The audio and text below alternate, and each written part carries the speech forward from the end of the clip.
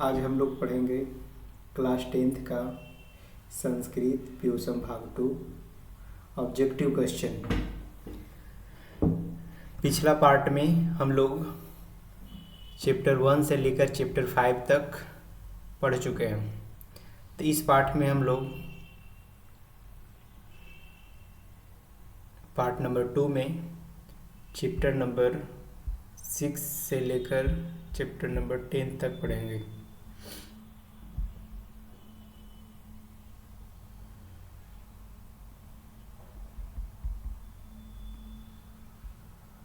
Chapter number 6 है, उसका नाम है भारतीय संस्कार। चैप्टर 6 का नाम है भारतीय संस्कार। वो क्या है? निबंध है। यहाँ देखेंगे भारतीय संस्कार। 155 नंबर क्वेश्चन है, कुल संस्कारों की संख्या कितनी है? तो इसका आंसर हो जाएगा 16। अगला क्वेश्चन है 156 में, संस्कारों के कुल कितने प्रकार होते हैं? तो संस्कार के कुल 5 प्रकार होते हैं। अगला, जन्म पूर्व संस्कार कितने हैं? तो जन्म पूर्व संस्कार 3 है। शैशव संस्कार कितने हैं? तो शैशव संस्कार की संख्या 6 है। शिक्षा संस्कार कितने हैं? तो शिक्षा संस्कार 5 है। गृहस्थ संस्कार कितने हैं? तो गृहस्थ संस्कार 1 है। मरणोपरांत कितने संस्कार होते हैं? तो 1। गर्भधानम, पुंसवनम, सीमंतोनयनम किस प्रकार का संस्कार है? तो जन्म पूर्व संस्कार है। जन्म पूर्व संस्कार कितने हैं? तो 3 है। तो 3 कौन कौन है? तो गर्भधानम, पुंसवनम, सीमंतोनयनम।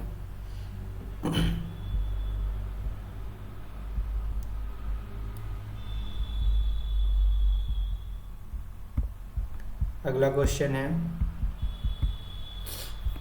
163 नंबर, अक्षारम, उपनयनम, वेदारम, केशांत, समावर्तन इत्यादि किस प्रकार के संस्कार हैं? ये जो 5 संस्कार है वो शिक्षा संस्कार है। 5 संस्कार क्या है? ये शिक्षा संस्कार है।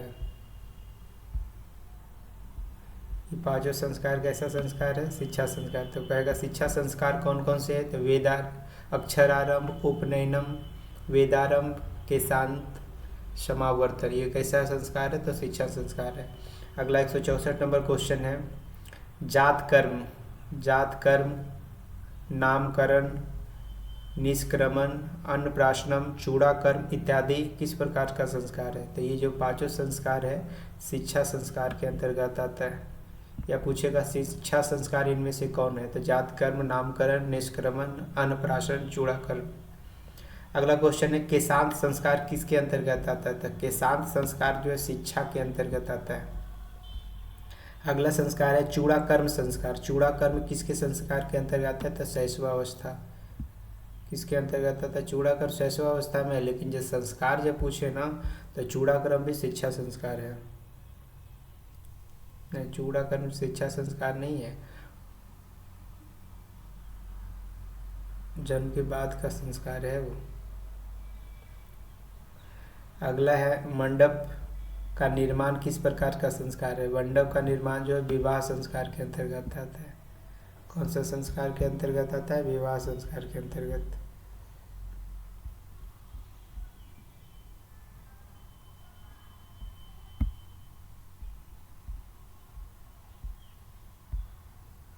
तो शैशव संस्कार जो 6 है ना उसी में आता है। कौन सा? चूड़ाकर्म संस्कार जो आता है शैशव संस्कार के अंतर्गत। ठीक है।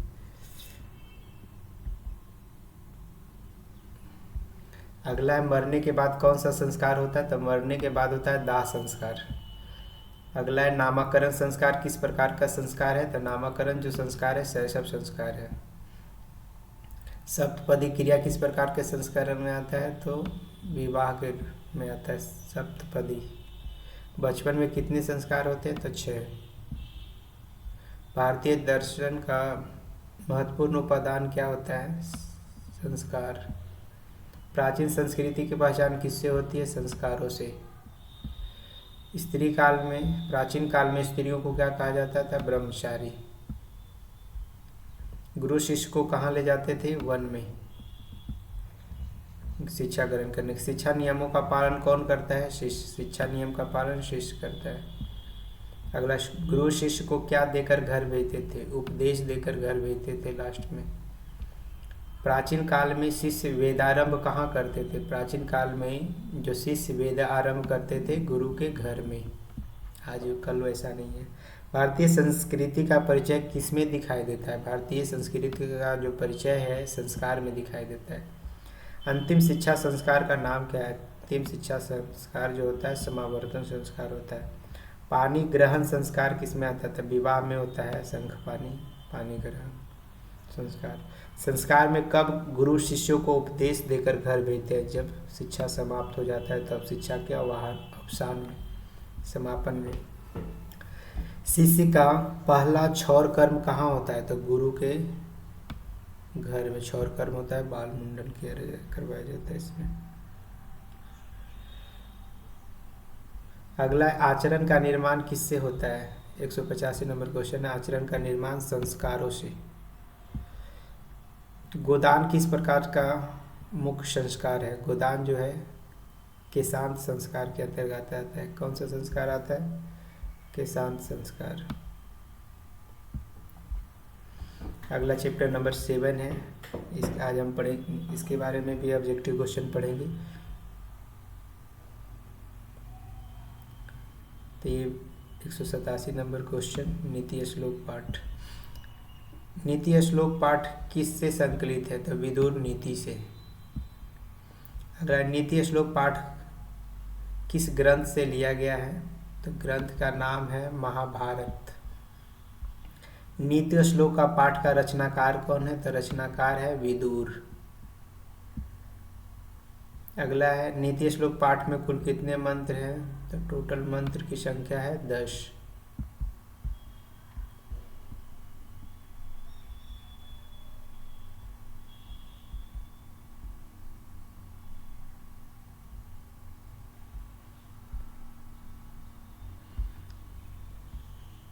अगला है विदुर किसके प्रश्नों का उत्तर देता है? विदुर जो है धृतराष्ट्र के प्रश्नों का उत्तर देता है।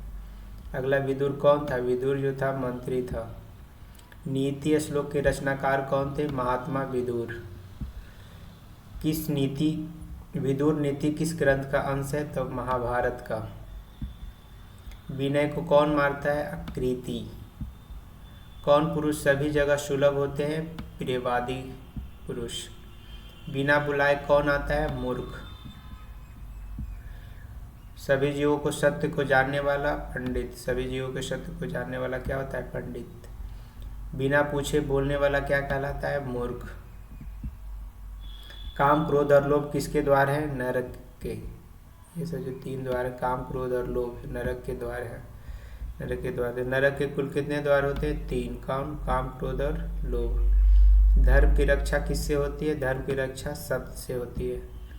रूप की रक्षा किससे होती है? मृतजा से। लगाया जाता है ना उपटन, मुंह में चेहरा में लगाया जाता है उपटन, बेसन वेसन का बनाया होता है। अगला सुख किसे कहा गया? सुख अहिंसा को कहा जाता है। कुल की रक्षा किससे होती है? चरित्र से। यदि चरित्र आपका सही है तो उससे आपके कुल की रक्षा, वंश की रक्षा होती है। अगला घर की लक्ष्मी कौन होती है? तो घर की लक्ष्मी स्त्रियां होती है। पराक्रम से किसका वंश का नाश होता है? अनर्थ का। अगला सुंदर आचरण में किसका नाश होता है? सुंदर आचरण में कुल लक्षण का। लक्षण गलत लक्षण है उसका।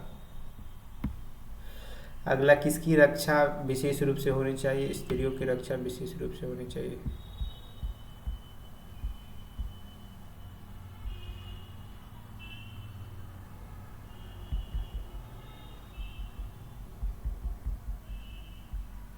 अगला क्वेश्चन है धृतराष्ट्र के प्रश्नों का उत्तर कौन देता है? विदुर।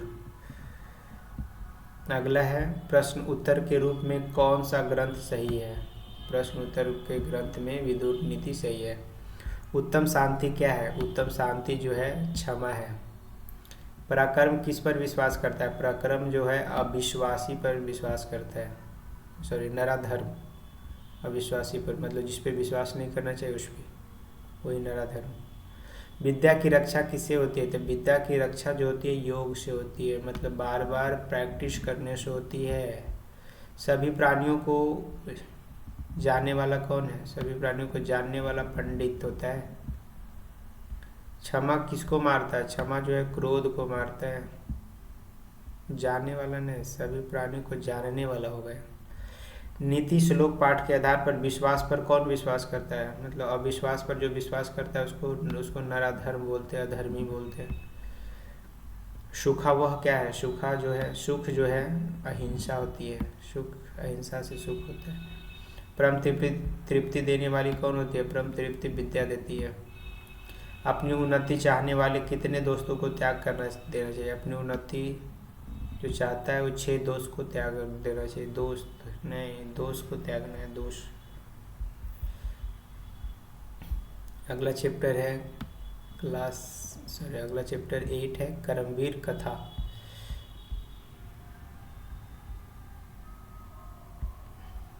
पहला क्वेश्चन है कर्मवीर कथा में किस पुरुष की कथा है? तो कर्मवीर कथा में राम प्रवेश राम की कथा है।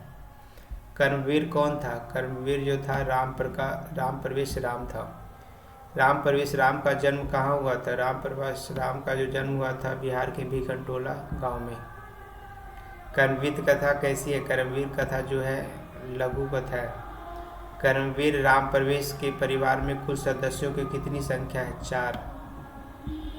कर्मवीर उत्साह से क्या मिलता है? कर्मवीर उत्साह से महत्तम पद मिलता है। राम प्रवेश राम ने कहाँ के पुस्तकालय में पुस्तकों को आत्मसात किया था? महाविद्यालय के पुस्तकों को लाइब्रेरी में पढ़ के पूरा पढ़ गया था। उद्योगीनम पुरुष सी उपैमिति लक्ष्मी, यह किस उक्ति से लिया गया? कर्मवीर कथा से। भिखनटोला से कितनी दूर पर प्राथमिक विद्यालय था? 1 कोस पर। विश्वविद्यालय में कर्मवीर ने किस परीक्षा में प्रथम स्थान किया था? स्नातक परीक्षा में पूरा टॉप कर गया था। दलित शिक्षक बालक को कहाँ ले गए? शिक्षक दलित बालक को ले गए विद्यालय में, वहाँ पढ़ाया लिखाया और बड़ा बना दिए।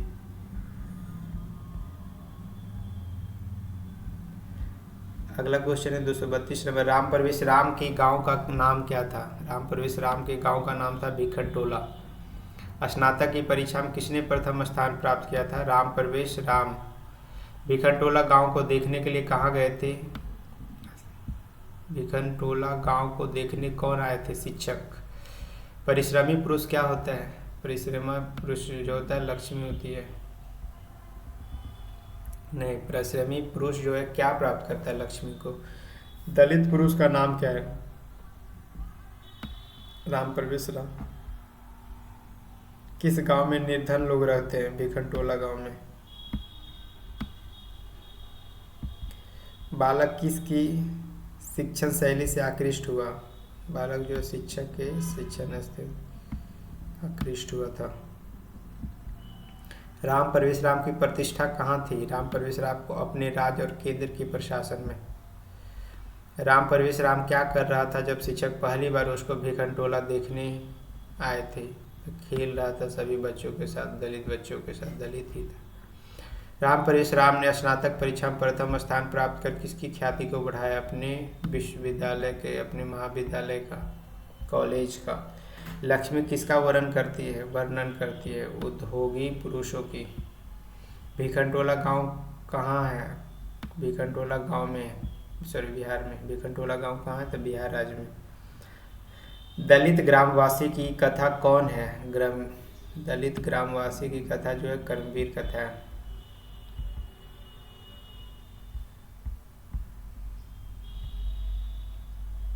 राम प्रवेश राम उच्च विद्यालय में कौन सा स्थान प्राप्त है? प्रथम।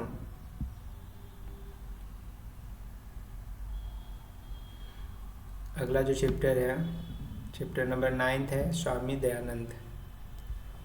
246 पर क्वेश्चन होता है 246 नंबर। स्वामी दयानंद सरस्वती का जन्म कहाँ हुआ था? तो गुजरात राज्य के टंकरा नामक ग्राम में स्वामी दयानंद का जन्म हुआ था।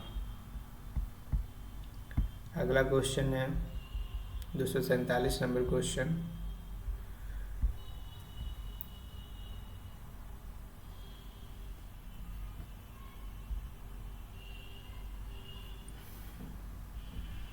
स्वामी दयानंद का जन्म कब हुआ था? तो 1824 ईस्वी में स्वामी दयानंद की मृत्यु कब हुई थी? 1883 ईस्वी में।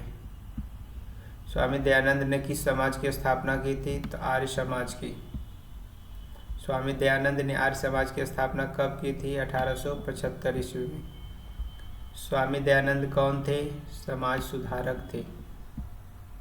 स्वामी दयानंद के गुरु कौन थे? बिरजानंद। दयानंद किस शताब्दी में जन्म लिए थे? 19वीं शताब्दी में। स्वामी दयानंद की शिक्षा किस भाषा से प्रारंभ हुई है? संस्कृत से। स्वामी दयानंद को उपदेश किसने दिया था? बिरजानंद ने। स्वामी दयानंद किस प्रकार का पाठ है? निबंध। स्वामी दयानंद किसके संस्थापक है? आर्य समाज के। स्वामी दयानंद ने किसकी रचना की है? सत्यार्थ प्रकाश की। मूल शंकर किसका नाम है? स्वामी दयानंद का। स्वामी दयानंद का जन्म किसके परिवार में हुआ था? कर्मकांडी परिवार में, पूजा पाठ करने वाला परिवार में।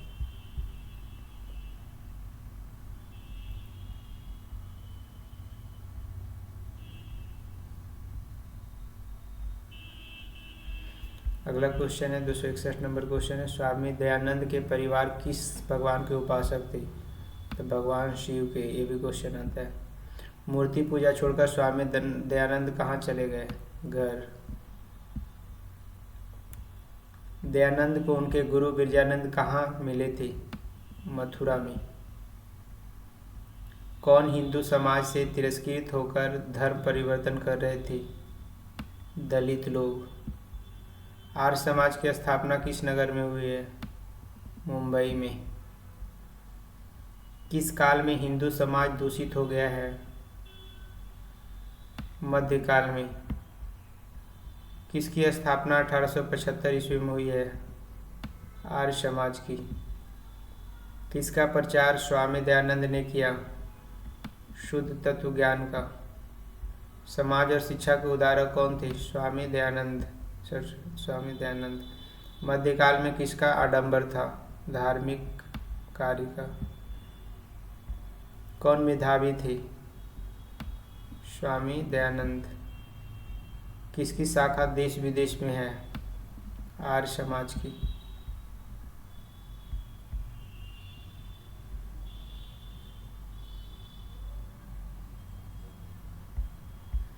अगला, मूल शंकर को किसके प्रति आस्था होगी?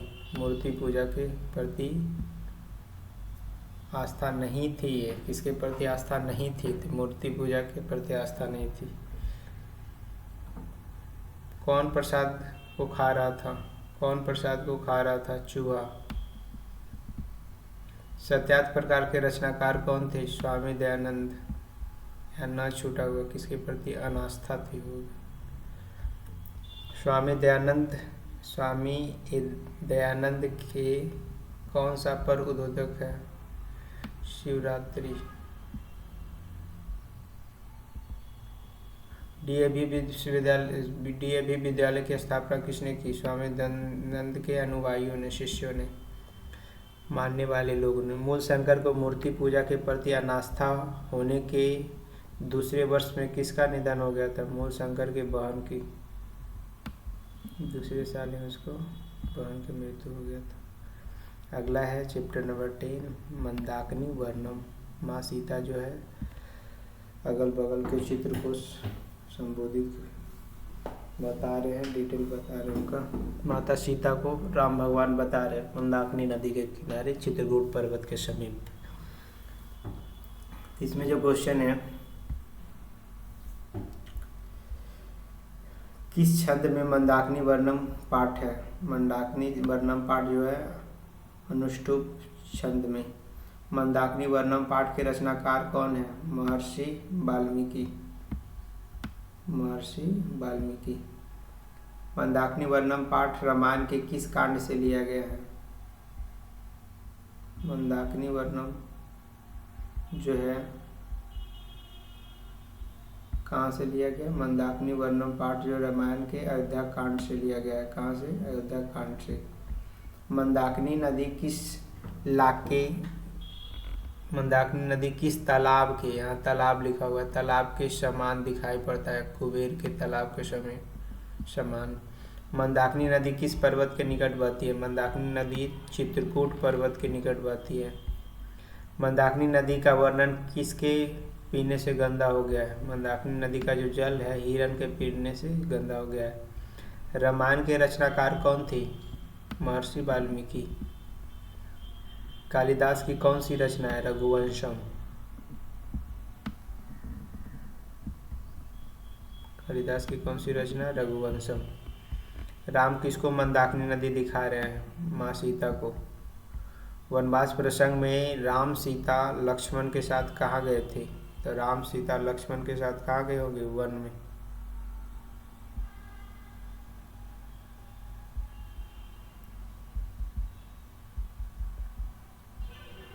राम सीता के साथ चित्रकूट पर्वत पर, वन में ही तो है।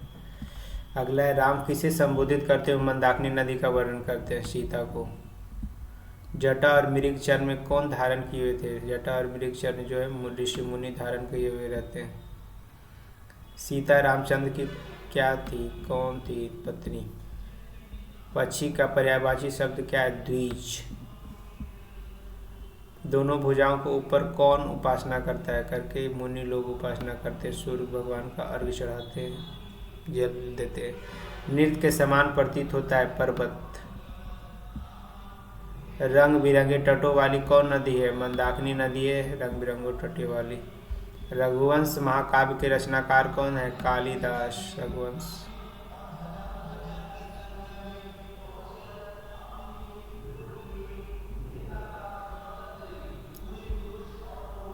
विशाल नेत्रों वाली कौन है, विशाल नेत्रों वाली है सीता। मुनि लोग किसकी उपासना करते हैं, सूर्य की। कौन नदी के दोनों ओर से घेरे हुए हैं, पर्वत। कौन नदी में स्नान करते हैं, ऋषि। कालिदास ने किस नदी का वर्णन किया है, कालिदास जो है मंदाकिनी नदी का वर्णन किया है। वाल्मीकि पाठ में, वाल्मीकि रामायण से कौन सा पाठ संकलित है, मंदाकिनी। मंदाकिनी वर्णम पाठ में किस नदी का वर्णन है, गंगा।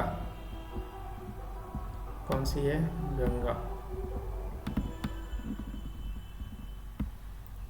ये चैप्टर लास्ट हो। Thank you.